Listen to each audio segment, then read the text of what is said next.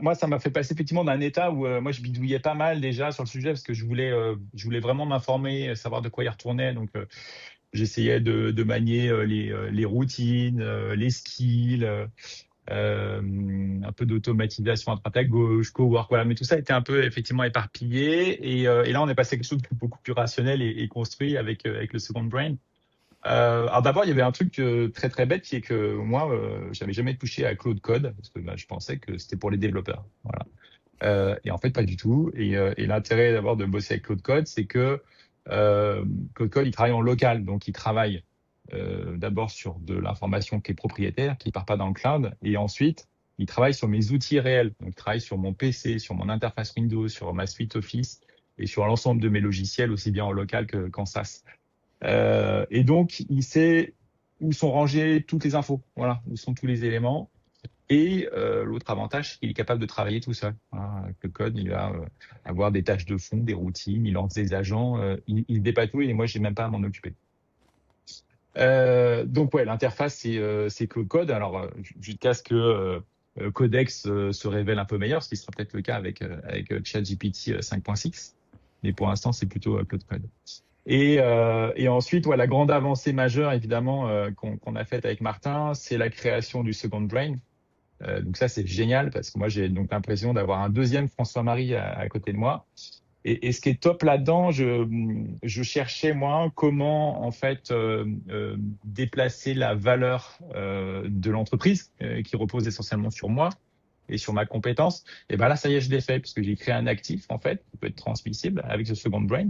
La valeur, elle est là, elle est dans le second brain aujourd'hui et ça se dépersonnalise en quelque sorte de moi.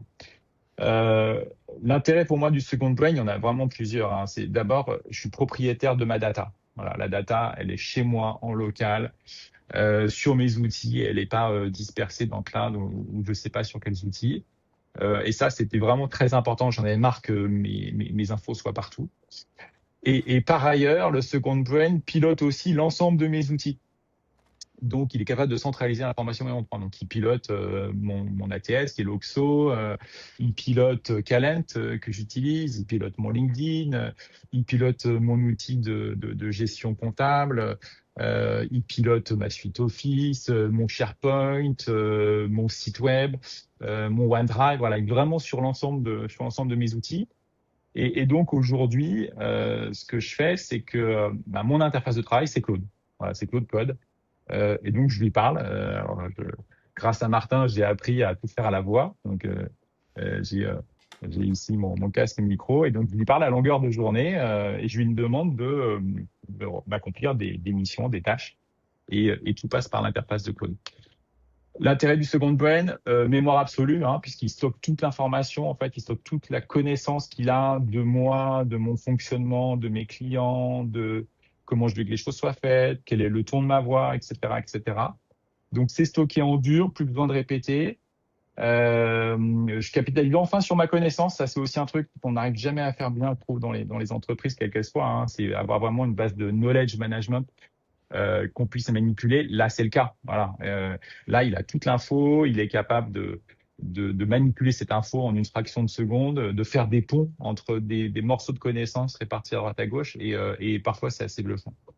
Et puis, il n'y a pas de réponse inventée aussi, hein, quand on travaille avec le second brain. Il va chercher les infos, il a des fiches, il applique des règles. Donc voilà, tout est précis et carré dans le fonctionnement.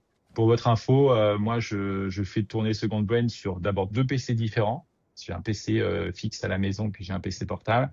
Et j'ai également créé un Second Brain Pro et un Second Brain Perso. Voilà, je fais la même chose. Je gère aussi mon perso maintenant de cette manière-là, avec évidemment des très grosses accélérations de productivité sur toutes les tâches que vous pouvez imaginer dans votre quotidien. Voilà. Donc concrètement, aujourd'hui, moi, j'écris plus rien. Je parle à Claude, j'écris plus.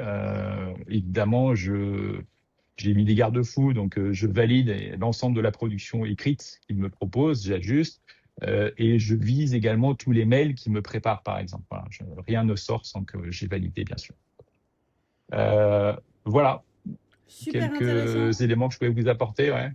Merci beaucoup, François. Je te libère parce que je Avec sais que tu as plaisir. une autre, Ouais, mais une autre ceci, s'il y a 2-3 questions, je prends. Hein, j'enregistre du coup à côté l'autre conférence sur laquelle je suis. Voilà. Donc, Mais j'ai l'impression euh, que François a déjà tordu le cou à toutes les objections qu'on entend à longueur de temps et qu'on voit même là, même sur des posts de Hello Work, là j'en ai commenté un récemment où il y avait des gens qui disaient non, on va pas tout IAiser hein, quand même, c'est pas l'idée.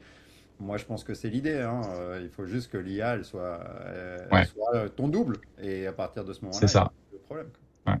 Pour moi, la valeur ajoutée dans le métier, c'est d'être en face de nos candidats et en face de nos clients. Voilà. Le reste, ça s'automatise. Pour moi, ça procède pas de la valeur ajoutée. Euh, ouais, produire une note d'analyse candidat, il le fait très bien. Il faut le nourrir, l'enrichir, réviser, mais il sait le faire. Produire un contrat, il le fera mieux que vous. Produire un PowerPoint pour présenter une nouvelle offre, il le fera mieux que vous. Voilà, il faut avoir conscience de ça. Hein. L'outil est de toute façon meilleur sur la production écrite et sur les automatisations de tâches. En revanche, ce qu'il peut pas faire, bah oui, c'est parler à vos candidats et parler à vos clients en tant que tel. Enfin, en tout cas, avec une interface humaine. Voilà. Pas encore d'ailleurs, Eh parce que bien, moi merci beaucoup. j'ai Ouais. discuté avec quelqu'un sur Reddit qui se faisait appeler par des IA. Euh, Lui était candidat et il se faisait appeler par des IA. Et Ouais, ça avait ouais, pas tout à l'air de fait. Ouais, ça, l'occuper outre mesure. ça se diffuse. Ça se diffuse effectivement. Mais je pense qu'il y aura des barrières là-dessus, hein, y compris légales d'ailleurs, et notamment en Europe. Ouais. Ça vous va comme ça? Il y a des questions, éventuellement, remarques auxquelles je puisse répondre Non, sur le j'ai pas Apparemment, partage l'impression qu'il y ait de d'expérience? questions. Ouais, ok. Eh Bon, ben, en tout merci cas, beaucoup. je suis pas là pour ça, mais j'en profite quand même. Je fais la pub de l'accompagnement de Martin. Voilà, j'ai pas d'action hein, chez Linker, mais mais vraiment c'était top. C'est de l'argent bien investi. Hein. Franchement, c'est de l'argent bien investi. Ne serait-ce que Second Brain, c'est absolument magique. Et il y a un autre truc d'ailleurs, il s'appelle Magique, c'est le bouton magique voilà, qui m'a aussi beaucoup plu. Ça m'a sauvé plein de fois. C'est un bouton magique en fait qui me permet d'enregistrer mes notes vocales à la volée pour alimenter une to-do list. Voilà, des petits trucs comme ça, c'est précieux. On l'avait pas jusque là et c'est génial. Merci beaucoup. Trop super, bien. Eh merci ben, beaucoup. merci.